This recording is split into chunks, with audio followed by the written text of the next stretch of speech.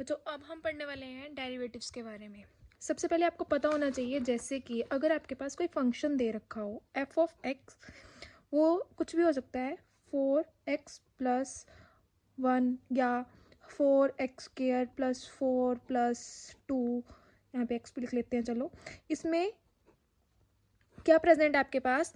Variables present है x। ठीक है जी, सबको पता है ना कि x y z या कोई भी ऐसी टर्म को हम क्या बोल देते हैं? वेरिएबल्स बोलते हैं। और साथ में जैसे कि 1 2 3 नेगेटिव पॉजिटिव फ्रैक्शन, ये सारे क्या हैं? कॉन्स्टेंट्स हैं। क्या हैं? कॉन्स्टेंट्स हैं। ठीक है जी। जब ये दोनों कंबाइन होकर एक इक्वेशन बनाते हैं तो वो उसको बोलते हैं हम पॉलिनोमियल्स। क्या बोलते हैं? पॉलिनोमियल्स। अभी मैं बात कर रही हूँ कि जैसे अगर आपके पास एक फंक्शन दे रखा है जिसमें आपका वेरिएबल कौन है? x है, तो उसको f का फंक्शन बोला जाता है, मतलब उसको x का फंक्शन बोला जाता है। जैसे कि कुछ भी हो, जैसे कि ये हो या ये हो। अब अगर ये कोई x का फंक्शन है तो उसको ना y भी बोला जा सकता है। ये सिंपल सी बात होती है क्या, कि अगर आपके पास जैसे कि मान लो 4x+2 है बाई चांस, ये एक फंक्शन है भाई, x का फंक्शन है ये, इसको हम इज इक्वल टू y भी बोल सकते हैं। हर x का फंक्शन y के इक्वल ले सकते हैं। ठीक है जी, सबको क्लियर है इतना? अब हम पढ़ने वाले हैं डेरिवेटिव्स। डेरिवेटिव्स क्या होते हैं? डेरिवेटिव्स एक मतलब जनरली पहले आपको ना उसके फॉर्मूलाज पता होना चाहिए। जैसे कि सबसे पहले है, अगर आपका x की पावर n हो तो उसका डेरिवेटिव पहले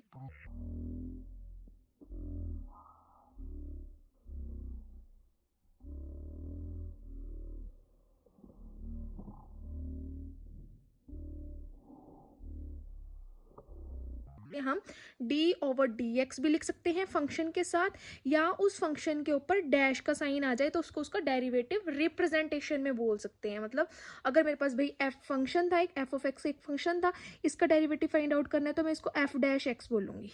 ठीक है जी। अब बात आई कि करते क्या है, होता कैसे है। ठीक है जी, करते कैसे हैं। तो सबसे पहले आपको 3-4 फॉर्मूला सिंपल वाले तो लर्न ही होने चाहिए। ये बिल्कुल बेसिक वे पे बता रही हूँ मैं अभी। डेरिवेटिव्स फाइंड आउट करना, जैसे कि अगर आपके पास एक फंक्शन दे रखा है, वो सिर्फ एक टर्म का है जिसकी पावर में कितना है? n पड़ा है, मतलब x की पावर n है, तो इसका derivative with respect to x क्या होगा? मतलब जो भी आपकी पावर है वो आगे आ गई, मल्टीप्लाई हो गई है, और एक पावर जो है वो डिक्रीज हो गई है। जैसे कि अगर आपकी x की पावर 5 होती, ठीक है जी, इसका डेरिवेटिव क्या हो जाना था? जो इसका 5 है वो n है, इस टाइम कंपेयर कर सकते हो आप। x की पावर n, अगर उसका डेरिवेटिव, ये लर्न करना पड़ेगा, n x की पावर n-1 होता है इसका डेरिवेटिव। ठीक है जी। तो फिर अगर आपकी n की वैल्यू 5 है और x के इक्वल ही दिख ही रहा है इन दोनों को कंपेयर करने से, ठीक है जी, इसका बेस कितना है? x ही है, लेकिन इसकी पावर 5 है, इसकी पावर n है। तो बच्चा आपने क्या करना है, फॉर्मूला अप्लाई करके जो पावर थी वो आगे आ गई है, मतलब इसका डेरिवेटिव क्या हुआ? जो पावर थी वो आगे आ गई और पावर एक क्या होगी? अब डिक्रीज हो गया। तो इसकी डेरिवेशन क्या हुई? 5x की पावर 4 हुई। ठीक है जी। सेम नेक्स्ट है, साइन का फॉर्मूला क्या होता है? साइन की डिफरेंशिएशन होती है कोस। ठीक है जी। साइन अगर आपका फंक्शन दे रखा है तो इसका डेरिवेटिव क्या हुआ? कोस x हुआ। नेक्स्ट है, अगर कोस की डिफरेंशिएशन चेक करनी हो तो वो होती है माइनस साइन x। अगर e की पावर x हो तो उसका e की पावर x ही रहता है। ये सिंपल से 4 फॉर्मूलाज है, ये first, second, third and fourth, ये चारों फॉर्मूले तुम लोगों को हमेशा याद होने चाहिए। ठीक है जी। नेक्स्ट अब अप्लाई कैसे करते हैं, अगर आपको दे दिया जाए कि आपका फंक्शन है वो जी साइन x के इक्वल है, तो इसके डेरिवेटिव कर दो। साइन की डिफरेंशिएशन आपको याद होनी चाहिए कि कोस होती है, तो साइन की जगह हमने कोस लिख दिया और फंक्शन क्या हो गया? डिफरेंशिएट हो गया। नेक्स्ट है कि अगर आपका क्वेश्चन जो है, अगर आपके पास क्या दे रखा है, साइन फंक्शन दे रखा है कोस एक्स, तो इसकी डिफरेंशिएशन क्या हो गई? माइनस का साइन ऑटोमेटिकली फॉर्मूले के अकॉर्डिंग लग जाएगा, और साथ में कोस क्या चेंज हो गया है? साइन में चेंज हो गया है। जो एंगल यहाँ था वही एंगल यहाँ पे। कोस की डिफरेंशिएशन हमेशा साइन होती है, सिंपल सी बात, और कुछ रॉकेट साइंस नहीं है इसमें। नेक्स्ट है, एफ ऑफ एक्स की डिफरेंशिएशन अगर आपको करनी है, और वो क्या फंक्शन दे रखा है? एक्सपोनेंशियल e की पावर x दे रखा है, तो e की पावर x की डिफरेंशिएशन हमेशा e की पावर x ही रहती है, इसमें चेंज नहीं आता है। ये सिंपल से 4 फॉर्मूलाज हैं। ठीक है जी। अब ये तो बात थी कि अगर आपके पास ऐसा कोई दे रखा हो तो उसको डिफरेंशिएट कैसे करना है। बाई चांस आपके फंक्शन में 2 टर्म्स प्रेजेंट हो, अब आपको अच्छा ये भी पता होना चाहिए, ये जो कांस्टेंट टर्म्स होती हैं, कांस्टेंट टर्म्स होती हैं इनकी डिफरेंशिएशन हमेशा क्या होती है, जैसे कि अब आपको चलो ठीक है ये समझो ये भी कि अगर आपकी कांस्टेंट टर्म मान लो 4 है, सबको क्लियर है ना कि कांस्टेंट और वेरिएबल्स क्या होते हैं। कांस्टेंट 4 किसी भी क्वेश्चन में चेक कर लो, हमेशा 4 ही रहेगा, कभी उसमें कोई चेंज नहीं आने वाला है। तो हम अगर इसकी डिफरेंशिएशन चेक करने जा रहे हैं कि मेरे को डिफरेंशिएशन को हम ऐसे भी लिख सकते हैं विद रिस्पेक्ट टू एक्स अगर हो रही है, तो यहाँ पे 4 है। अब जो कांस्टेंट होता है उसको नहीं बाहर निकाल देते हैं डिफरेंशिएशन करते टाइम ना, कांस्टेंट 4 बाहर आ गया है, डिफरेंशिएशन किसकी होगी, यहाँ पे तो कोई टर्म ही नहीं प्रेजेंट है, तो मैं 1 मान सकती हूँ, जहाँ पे कुछ ना हो वहाँ पे 1 हो सकता है। अब बच्चों आपको पता है कि अगर मैंने 1 को एक्स की पावर्स में लिखना है तो एक्स की पावर अगर 0, किसी की भी पावर अगर 0 हो तो उसकी वैल्यू हमेशा कितनी होती है, 1 होती है। ये सबको याद होना चाहिए, ये सब बहुत बेसिक सी चीज़ है कि अगर आपके किसी भी वेरिएबल की पावर या किसी भी कांस्टेंट टर्म की पावर 0 हो जाए तो उसकी वैल्यू ऑटोमेटिकली 1 हो जाती है। तो बच्चों जहाँ पे 1 है अगर मैं उसकी जगह मान लूँ कि इसकी x की पावर 0 है, तो आपको बच्चों फॉर्मूला पता है, 4 बाहर आ गया था, तो x इसका फॉर्मूला क्या था, हमने अभी देखा था कि इसका फॉर्मूला क्या होता है, जो पावर होती है वो आगे आ जाती है और अदरवाइज पावर क्या होती है, एक डिक्रीज हो जाती है। तो यहाँ पे क्या बन गया, 0 इंटू एक्स की पावर 0 माइनस 4, किसकी डिफरेंशिएशन, अगर हम इसकी डिफरेंशिएशन चेक करने जा रहे हैं तो पावर आगे आ गई है, मल्टीप्लाई हो गया और पावर एक कम हो गया। अब 0 से कुछ भी मल्टीप्लाई हो रहा है वो ऑटोमेटिकली क्या कर देगा, उसको 0। तो हमेशा याद रखना है कि एक कांस्टेंट टर्म की डिफरेंशिएशन क्या होती है, differentiation of a constant term is always 0। Clear है।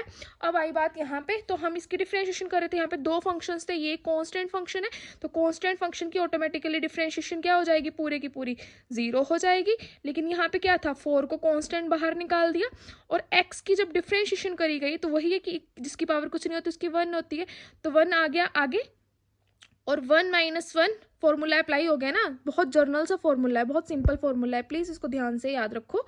और इसको अप्लाई कर दिया हमने यहाँ पे, x की पावर 1 माइनस 1 विच इज़ 0 बन गया ना, यहाँ पे 4 इंटू एक्स की पावर 0, एक्स की पावर 0 की वैल्यू मैं फिर से बता रही हूँ कितनी होती है, 1 होती है। किसी की भी पावर 0 आ जाए तो वो क्या हो जाता है, 1 हो जाता है।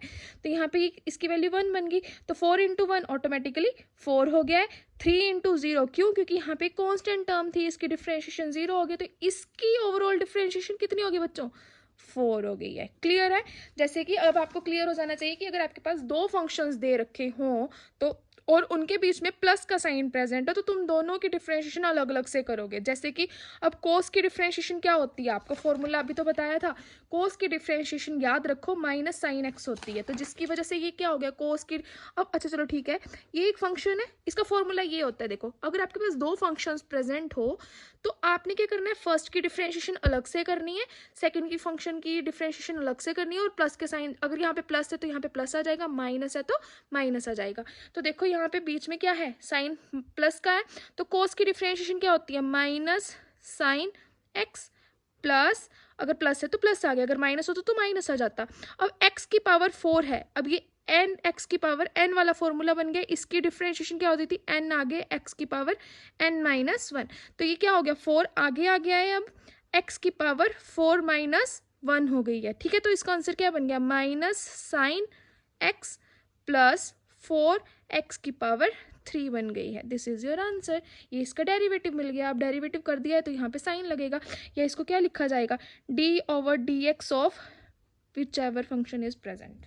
ठीक है, नेक्स्ट है एफ ऑफ एक्स। अगर आपको ऐसे दे रखा हो जिसमें 2 टर्म्स मल्टीप्लाई हो रही हैं, देखो ना ध्यान दो, ये एक अलग फंक्शन है, ये एक अलग फंक्शन है दोनों फंक्शंस किसके, एक्स के। तो यहाँ पे क्या फॉर्मूला लगता है, यहाँ पे ये देखो, अगर आपके 2 फंक्शंस मल्टीप्लाई हो रहे हो तो आपका काम है, देखो जब तो प्लस हो रहे थे तो हम दोनों को अलग अलग से कर रहे थे, फिर वैसे ही प्लस या माइनस करते जा रहे थे।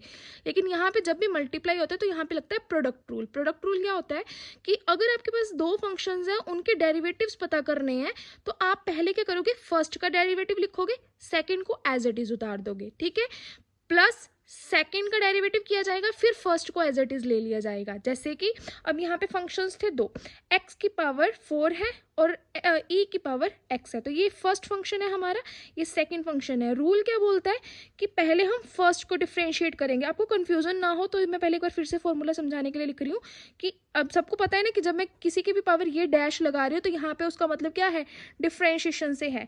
ठीक है जी, तो फर्स्ट फंक्शन का derivative into second function simple जो है डिट्टो लिख दिया जाएगा, प्लस फिर क्या आएगा, फर्स्ट फंक्शन को डिट्टो लिख देंगे, सेकंड फंक्शन का डेरिवेटिव किया जाएगा, सॉरी डबल लग गया यहाँ पे गलती से, ये यहाँ पे वन डिफ्रेंशिएशन आएगी। अब इसका डिफ्रेंशिएशन क्या होगी बच्चों, x की पावर 4 की डिफ्रेंशिएशन क्या होती है, x की पावर 4 की डिफ्रेंशिएशन में भी अब सबको आ गई होगी कि पावर आगे आ जाएगी और x की पावर एक डिक्रीज हो जाएगी, अगर 4 था तो यहाँ पे 3 रह गया, तो यहाँ पे क्या बन गया 4x की पावर 3। ये जस्ट मैंने इसकी डिफ्रेंशिएशन यहाँ पे लिखी है और दूसरा फंक्शन जो भी था वो एज इट इज लिख दिया। प्लस अब क्या करना है, फर्स्ट फंक्शन को नहीं छेड़ना है जिसकी डिफ्रेंशिएशन हो चुकी है, यहाँ पे भी ध्यान दे सकते हो, इसकी हो चुकी थी तो मैंने इसको एज इट इज लिख दिया जो ओरिजिनल वाला था, और इनटू e की पावर x की डिफ्रेंशिएशन मैंने अभी थोड़ी देर पहले भी बताई थी कि वो सेम ही रहती है, तो आपका आंसर क्या बन गया, ये तुम्हारा इसका डेरिवेटिव फाइंड आउट हो गया है। क्लियर है। अब बाई बात कि अगर दो फंक्शंस इस तरह के हो, ये भी वही चीज़ है, इनमें भी दो फंक्शंस दे रखे हैं, इनका भी डेरिवेटिव पता करना है, तो एफ डैश एक्स किसके इक्वल होगा, फर्स्ट की differentiation second function as it is plus second की differentiation first function as it is. इनको आगे पीछे करके लिखो क्योंकि मल्टीप्लाई में कुछ फर्क नहीं पड़ रहा है, ठीक है, किसी को भी कहीं पे भी अरेंज कर सकते हो, बट बाकी चीज़ों का ध्यान रखना है। तो यहाँ पे फर्स्ट फंक्शन यानी कि एक्स प्लस 1 की डिफ्रेंशिएशन करने वाले, अच्छा यहाँ पे ये साइन लगा लेते हैं अभी क्योंकि अभी हम कर नहीं रहे, इसको एक ब्रैकेट में रखते हैं क्योंकि इसकी डिफ्रेंशिएशन होने वाली है, दूसरा फंक्शन तो ऐसे ही लिखा जाएगा, लिख दिया। प्लस अब क्या करेंगे, जो फंक्शन ऐसे ही लिखा था उसकी डिफ्रेंशिएशन लिख करेंगे, सॉरी यहाँ पे x है, x minus 4 into x plus 1, लेकिन इसका साइन लगा दो क्योंकि डिफ्रेंशिएशन सिर्फ इसकी होने वाली है, ठीक है जी। तो उसके लिए अब हम इसको प्रोसीड करते हैं आगे। आगे क्या हो जाएगा, इसको यहीं पे कर लेते हैं, यहाँ पे क्या आ जाएगा, फिर इसकी डिफ्रेंशिएशन क्या हो जाएगी बच्चों, यहाँ पे दो टर्म्स है, x की एक बार होगी, x की डिफ्रेंशिएशन हमेशा क्या होती है, अगर आप x की डिफ्रेंशिएशन कर रहे हो तो एक तरह से वो ये भी बन जाता है, तो ये आपस में कैंसिल आउट होकर जिस कितना बच जाता है, 1 बच जाता है। तो यहाँ पे इस टर्म की फर्स्ट टर्म की डिफ्रेंशिएशन 1 होगी प्लस 1 की डिफ्रेंशिएशन ऑटोमेटिकली 0 होगी, ठीक है, क्योंकि वो कांस्टेंट टर्म है, सबको दिख रहा है ना कि कांस्टेंट टर्म की differentiation with respect to x क्या होती है, 0 होती है, लेकिन एक्स की विद रिस्पेक्ट टू एक्स क्या होती है, 1 होती है, ठीक है जी। इनटू आपका जो नीचे डिनोमिनेटर था वो सारा, सॉरी डिनोमिनेटर नहीं, साथ में दूसरा फंक्शन जो था वो मल्टीप्लाई में आ गया है, प्लस अब की बार हम इसको एज इट इज लिखने वाले हैं, जो फर्स्ट वाला था ये वाला था, ये एज इट इज आ गया है, लेकिन इसकी डिफरेंशिएशन क्या हो जाएगी, इसकी डिफरेंशिएशन भी क्या हो जाएगी 1 माइनस 0, क्यों, 4 की डिफरेंशिएशन क्या होती है हमारी, कांस्टेंट टर्म है 4 की डिफरेंशिएशन हमारी ऑटोमेटिकली 0 हो गई है, तो इसका आंसर कितना आ गया है, x minus 4 plus x plus 1, तो ये आपका आंसर हो गया है किसका, डेरिवेटिव का। क्लियर है।